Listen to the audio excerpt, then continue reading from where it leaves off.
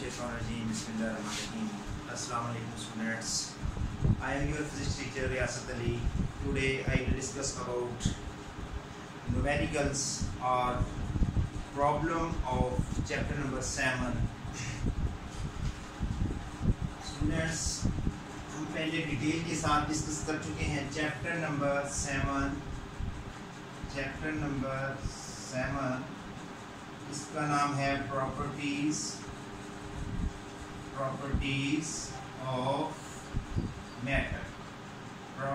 Of matter. Student, इसको हम बहुत ही डिटेल के साथ इसके सारे टॉपिक्स डिस्कस कर चुके हैं. I hope you will understand it.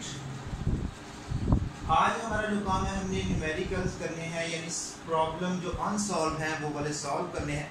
जो हमारा पहला प्रॉब्लम है 7.1, उसकी स्टेटमेंट कुछ इस तरह से है. A wooden block measuring 40 centimetre multiply by 10 centimetre multiply by 5 centimetre has mass of 850 kilograms.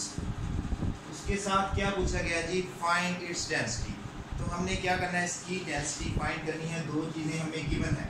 सबसे पहले आपको रिकॉल करवा दूं, क्या पूछा गया है जी उसमें? डेंसिटी क्या होती है?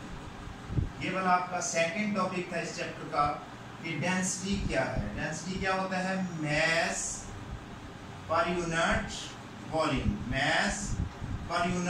वॉल्यूम. ये वाली चीज़ मैंने इधर अलग से क्यों लिख के समझाई आपको, ताकि जो हम अभी ये वाला न्यूमेरिकल सॉल्व करने जा रहे हैं उसमें ये वाली चीज़ें क्या होती हैं, यूज़ होती हैं. डेंसिटी को हम लिखते हैं रो से, और मैस को m से, और वॉल्यूम को v से. अब मैं 7.1 जो न्यूमेरिकल है उसका डाटा लिखने लगा हूं. अब उसको सॉल्व करने की तरफ जा रहे हैं. उसका जो गिवन डाटा है वो हमने इस तरह से लिखना है. सबसे पहले क्या दिया गया है जी? A wooden block. क्या है? A wooden block. A wooden block है. इसमें क्या क्या दिया गया है? 40 सेंटीमीटर, 10 सेंटीमीटर, 5 सेंटीमीटर. अगर आपको ये चीज़ देख के समझ नहीं आ रही तो वो इस तरह से है, आप इसको नोट कर लें अपनी नोटबुक निकाल के कि ये किसी एक क्यूब की लेंथ है, और ये वाली क्या है उसकी विड्थ है, और ये वाली क्या है? हाइट है. ऑलरेडी आपको बताया जा चुका है कि किसी चीज़ की मेजरमेंट करते हुए जब हम 2 डायमेंशन में होते हैं तो हम क्या करते हैं? एरिया फाइंड करते हैं. अब हमने इसका वॉल्यूम फाइंड करना है तो क्या करेंगे? 3 डायमेंशन में जाएंगे. कैसे? ये एक क्यूब है, वुडन ब्लॉक है, जो क्या है उसकी 3 साइडें हैं, लेंथ, विड्थ और हाइट. इसमें अलग अलग दी गई है. लेंथ क्या है? 40 सेंटीमीटर. इसको अगर मैं मीटर में कन्वर्ट करूंगा तो क्या हो जाएगा? 40 डिवाइडेड बाय 100, तो ये 0.4 मीटर आ जाएगा.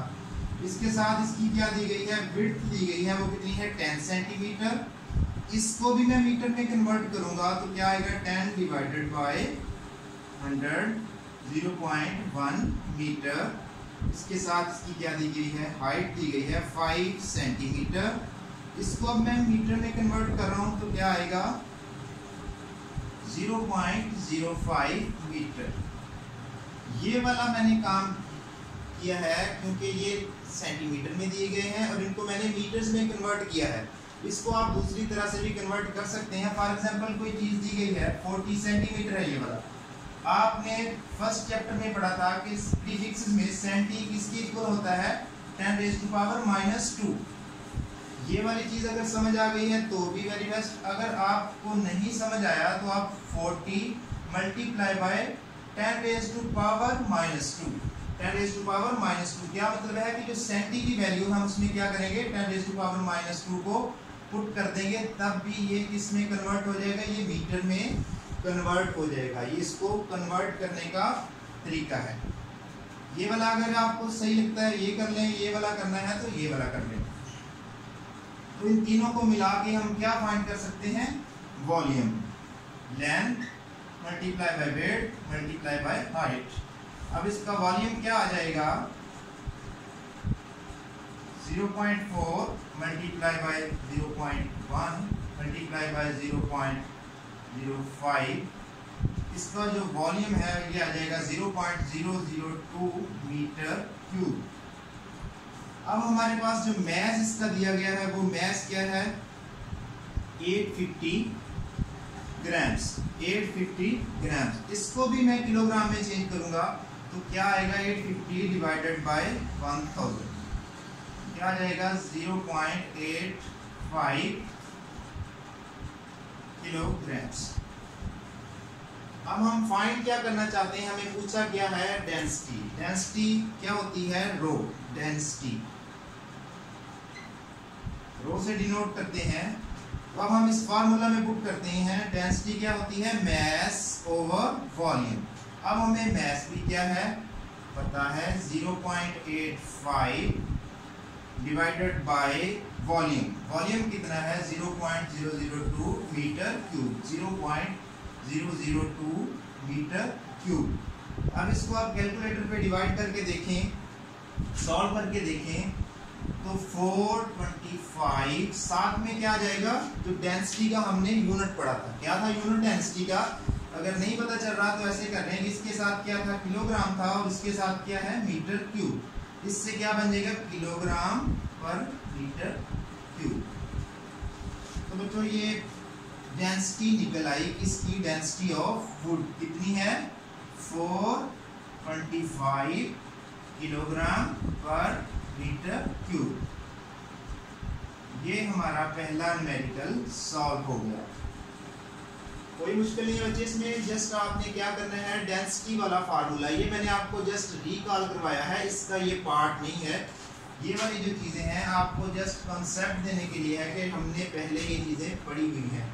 और इसका डेंसिटी का जो यूनिट होता है वो स्टैंडर्ड यूनिट जिसका है किलोग्राम पर मीटर क्यूब है, वही वाला यूनिट मैंने इधर लिखा है।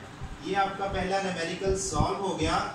ये आपने अलग अलग भी कन्वर्ट कर सकते हैं इसको, और टोटल सारा वॉल्यूम पहले 40 को मल्टीप्लाई 10 से फिर 5 से, इनसे एक वॉल्यूम बना के उसको भी आप कन्वर्ट कर सकते हैं मीटर क्यूब में।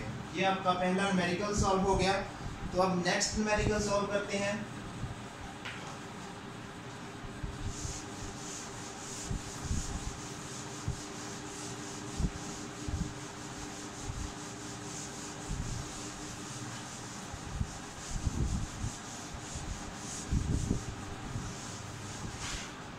सेकंड न्यूमेरिकल क्या है, how much would be the volume of ice formed by freezing 1 litre of water. इसकी स्टेटमेंट में हमें पूछा क्या जा रहा है कि अगर हमारे पास 1 लीटर पानी हो, 1 लीटर वाटर हो, तो उसको हम अगर फ्रीज करेंगे, तो उसका वॉल्यूम क्या हो जाएगा, हमें पता है। अब दो चीजें हैं हमारे पास, एक है वाटर, दूसरा क्या है आइस। अब मैं दोनों का डाटा अलग अलग लिखूंगा। जैसे मैं क्या लिखूं, वॉल्यूम ऑफ वाटर कितना गिवन है 1 लीटर, 1 लीटर।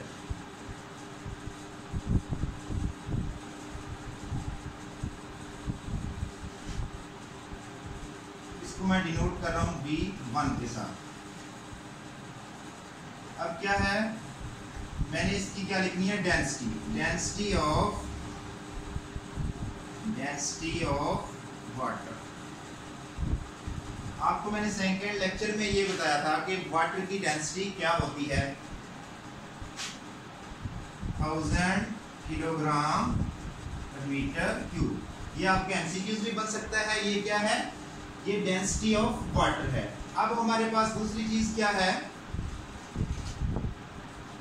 सॉरी इसको मैं साथ में लिख रहा हूँ, डेंसिटी ऑफ वाटर को डिनोट कर रहा हूँ मैं रो 1 के साथ, क्योंकि मेरे पास दो चीज़ें हैं, एक वाटर है एक आइस है, तो दोनों को मैंने अलग अलग डिनोट कर दिया किस किस चीज़ से। एक को मैंने V1 का नाम दे दिया, दूसरे को रो 1 का। अब मैं क्या करूँगा, मेरे पास क्या है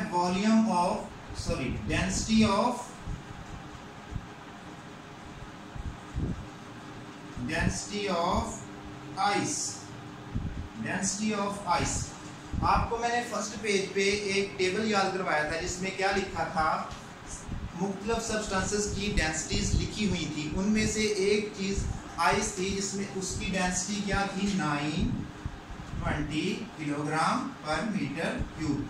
ये आपको एमसीक्यूज में भी पूछा जा सकता है 920 किलोग्राम पर मीटर क्यूब। अब हम फाइंड क्या करना चाहते हैं, वी वांट टू फाइंड, हमें पूछा क्या गया है कि फ्रीज होने के बाद आइस का वॉल्यूम क्या हो जाएगा। तो फिर इसको मैं क्या लिख दूं, V2, ये वाला हम फाइंड करना चाह रहे हैं। इस डेंसिटी को ρ2 लिख दिए, density of ice ρ2, volume of ice क्या है V2। We want to find volume of ice, sorry volume of ice, हम V2 फाइंड करना चाह रहे हैं। एक दफा फिर समझिए बेटा, ये वाला जो डाटा है 7.2 का, उसमें क्या दिया गया है, वॉल्यूम ऑफ वाटर कितना दिया गया है 1 लीटर। ये हमें पता है, अगर ना भी दी हो किसी न्यूमेरिकल में इसकी वैल्यू डेंसिटी ऑफ वाटर की, तो ये मस्ट है, इतनी ही होती है। अब डेंसिटी ऑफ आइस ये भी गिवन नहीं है, हमें याद करना पड़ेगी इस न्यूमेरिकल के लिए। ये पीछे टेबल में दी गई है, जैसे ही हमने फर्स्ट पेज पे पढ़ा था इसी चैप्टर नंबर 7 में, तो ये वाली डेंसिटी उसकी दी गई थी। अब हमने क्या करना है, वॉल्यूम फाइंड करना है किस चीज़ का, आइस का। अब इसमें कॉन्सेप्चुअल बात यह है कि हमने 3rd चैप्टर में एक और भी चीज़ पढ़ी थी, जिसमें क्या था, हम मैस और वेट की बात कर रहे हैं। मैस क्या रहता है, हमेशा ही कांस्टेंट। मैस जहां भी कोई चीज़ ले जाए उसका मैस क्या रहता है, कांस्टेंट रहता है। अगर हमारे पास ये वाला बेसिक फार्मूला है, ये सिर्फ आपको कंसेप्ट के लिए लिख रहा हूँ, किसी चीज़ की डेंसिटी का फार्मूला ये बेसिक है, मैस ओवर वॉल्यूम। अब मैंने अगर इधर से मैस को फाइंड करना है तो क्या होगा, इन दोनों को मैं क्या करूँगा, इंटरचेंज कर दूंगा। यहाँ से अगर यहाँ से मैंने मैस को फाइंड करना है तो मैं क्या करूँगा, mass is equal to rho multiply by V. अब वही वाला रूल जो हमने 3rd चैप्टर में पढ़ा था कि मैस क्या रहता है, as we know that mass is a constant quantity। क्या है, mass is a constant quantity है। इसका क्या मतलब है, जब हमारे पास वाटर है उसको हम फ्रीज करके जब आइस बना लेंगे तब भी उसका मैस सेम रहेगा, पानी होगा उसका भी मैस उतना ही होगा, जो उससे आइस बनेगी उसका भी क्या होगा, मैस उतना ही होगा, लेकिन थोड़ा सा डिफरेंस आएगा किसमें, उसकी डेंसिटी में। अब मैस का मैंने फार्मूला क्या बना के दिया आपको, m is equal to rho multiply by v।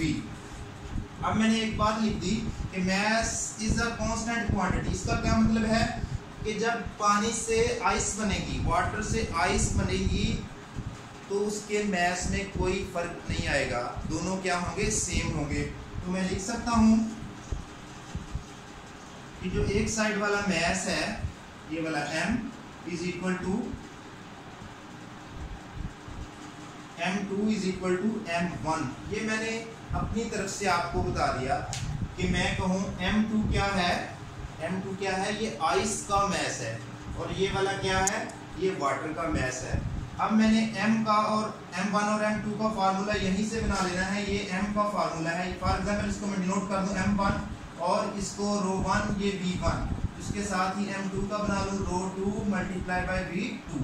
बिल्कुल इसी तरह ये दोनों फार्मूले बन जाएंगे। जैसे ही हम किसी चीज़ को इक्वेशन को इक्वेट करते हैं, जो उसकी राइट हैंड साइड होती है, अगर वो इक्वल हो तो हम जाहिर सी बात है उसकी राइट हैंड साइड को भी क्या कर सकते हैं, आपस में इक्वल लिख सकते हैं। अब यही वाली दो चीज़ें मैं क्या करूँगा, इक्वल लिखूँगा, rho two multiply by v2 is equal to rho one multiply by v1।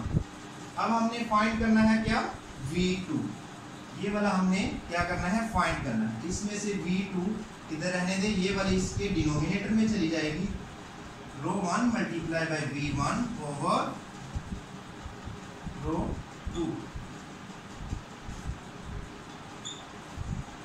ये क्या गिवन है इसका, रो 1 क्या है 1000 मल्टीप्लाई बाय 1 ओवर 920। इसका क्या आंसर आ जाएगा 1.09 लीटर। अब देखिए ये वाला जो आंसर आया है इसमें एक थोड़ी सी कॉन्सेप्चुअल बात है, आप एक्सपेरिमेंट भी करके देख सकते हैं। जैसे हम घर में बर्तन भर के रखते हैं 1 लीटर वाला, आप कभी चेक करके देख लें, फ्रीज़र में या फ्रिज में रखते हैं तो 1 लीटर पानी रख दें उसमें, उस बर्तन में उसको फुली ऐसे भर दें। जब वो फ्रीज हो जाएगा तो थोड़ी सी जो आइस है ना वो बाहर को आ जाएगी। इसका क्या मतलब है कि उसकी डेंसिटी क्या हो गई, उसकी क्या हो गई डेंसिटी उसकी कम हो गई, और उसका वॉल्यूम है, जो उसका वॉल्यूम है यानी वो बर्तन से थोड़ी सी बाहर आ गई। इससे हमें ये कॉन्सेप्ट भी मिलता है कि जब हम वाटर को फ्रीज करते हैं तो क्या होता है, उसकी जो डेंसिटी है वो कम हो जाती है और उसका जो वॉल्यूम है वो बढ़ जाता है। इसीलिए आपने अक्सर देखा होगा जैसे ही हम फ्रिज में से वो आइस वाला बर्तन निकालते हैं तो जब वो फुली फ्रीज होती है तो वो कुछ बाहर को निकली होती है, हम कहते हैं शायद बर्फ ज़्यादा होगी, नहीं, ये उसकी क्या बढ़ जाता है, उसका वॉल्यूम बढ़ जाता है और डेंसिटी क्या हो जाती है, डिक्रीज हो जाती है। ये न्यूमेरिकल से हमें ये कॉन्सेप्ट मिलता है, जस्ट आपने सॉल्व नहीं करना, ये कॉन्सेप्ट भी क्लियर करना है। इसके साथ ही हम नेक्स्ट स्टार्ट करते हैं।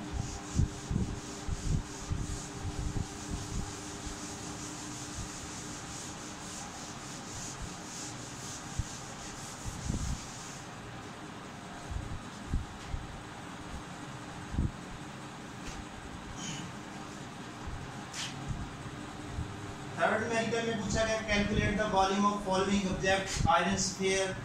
इसके 3 पार्ट हैं। आगे थर्ड न्यूमेरिकल के क्या है, 3 पार्ट हैं, उसमें से मैं पहला आपको पार्ट सॉल्व करके देता हूँ। उसमें क्या पूछा क्या गया है कि हर एक में calculate the volume of following objects. पहला कौन सा दिया गया है, ऑब्जेक्ट कौन सा दिया गया है, इसमें आयरन स्फीयर है।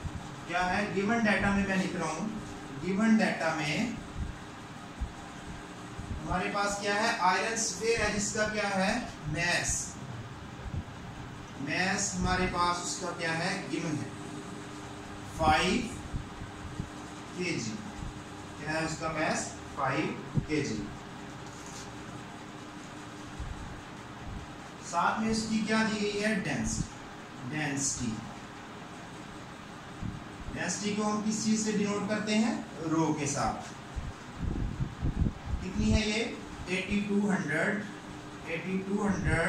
क्या यूनिट है जी इसका, किलोग्राम पर मीटर क्यूब।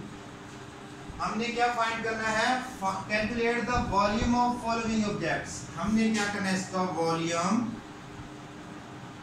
फाइंड करना है, वॉल्यूम फाइंड करना है। फिर वही बेसिक फार्मूला हम यूज करेंगे। कैसे था, डेंसिटी क्या होती है, मास ओवर वॉल्यूम। अब हमने क्या करना है, जस्ट वॉल्यूम फाइंड करना है। तो क्या करेंगे, इसको इंटरचेंज कर देंगे। ये वाली जो रो है ये इसके डिनोमिनेटर में चली जाएगी और ये वाला क्या होगा, ये वॉल्यूम इधर आ जाएगा न्यूमरेटर में। इन दोनों के इंटरचेंज करके हम किस चीज का फार्मूला निकाल सकते हैं, वॉल्यूम का। और m ओवर रो क्या बन जाएगा, वॉल्यूम का फार्मूला। अब हम सॉल्यूशन में क्या लिखेंगे, सॉल्यूशन में यही लिखेंगे as we know that। हम जानते हैं कि volume is equal to mass over density, mass over density. क्या आ जाएगा जी इसका वॉल्यूम, mass कितना है इसका 5 kg ओवर ये 8200 किलोग्राम पर मीटर क्यूब। इसको आप कैलकुलेटर के साथ सॉल्व कर लें। 5 डिवाइडेड बाय 8200, ये आ जाएगा 6.09 10 raised to power -4 metre cube. ये क्या निकल आया? वॉल्यूम निकल आया V is equal to 6.09 10 raised to power -4 metre cube. ये मीटर क्यूब किस चीज का यूनिट है? वॉल्यूम का। ये इसका आंसर है। 7.3 न्यूमेरिकल के फर्स्ट पार्ट का ये वाला सॉल्यूशन है। नेक्स्ट है बेटा उसका सेकंड पार्ट। 7.3 प्रॉब्लम का सेकंड पार्ट क्या है? बिल्कुल इन तीनों पार्ट्स पे एक ही फार्मूला अप्लाई होगा, एक ही तरीका अप्लाई होगा। अब ये वाला मैं सॉल्व कर देता हूँ, नेक्स्ट आप खुद करेंगे। लेड शॉर्ट है, फॉर एग्जांपल आपके पास लेड का एक पीस है, उसका हमारे पास क्या है? मैस। ये गिवन डाटा है। मैस ऑफ लेड क्या है? 200 ग्राम्स। इसको हमने चेंज करना है किसमें? किलोग्राम्स में। 200 डिवाइडेड बाय 1000,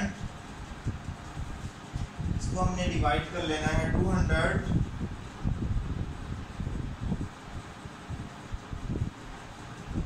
0.2 किलोग्राम्स। उसके साथ क्या दिया गया है? उसकी डेंसिटी ऑफ लेड क्या है? ये 11,300 किलोग्राम पर मीटर क्यूब।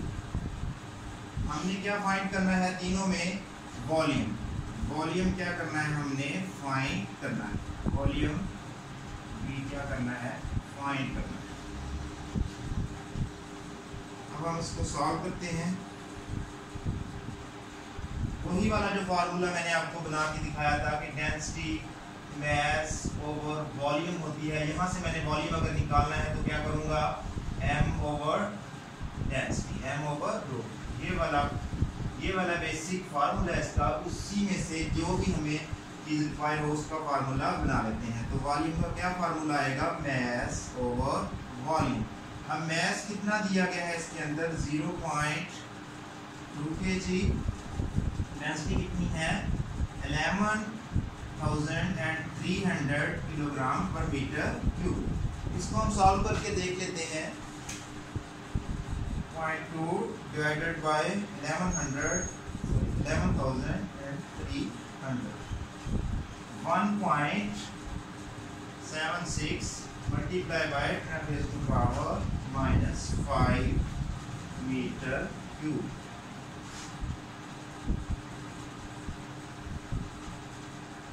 ये वाला क्या है? इसका सॉल्यूशन। इसी तरह बेटा इसका आप थर्ड पार्ट करेंगे। चलिए ये भी मैं खुद ही करवा देता हूँ आपको।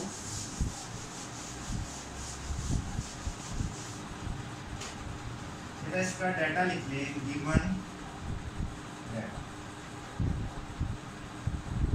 गिवन डाटा इसका क्या है? इसमें हमें जो चीज गिवन है, मैस कितना दिया गया है? इसका मैस क्या है? 0.2 किलोग्राम और डेंसिटी कितनी है?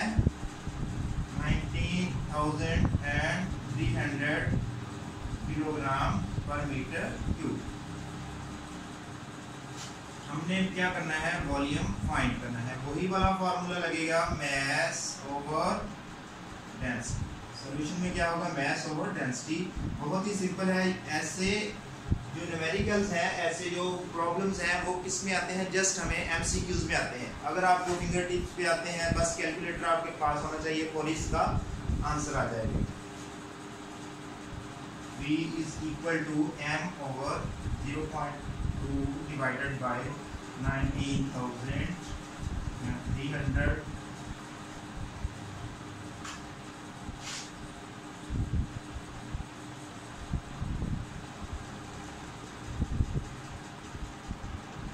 1.03 मल्टीप्लाई बाय 10⁻⁻⁵ क्या आ जाएगा वॉल्यूम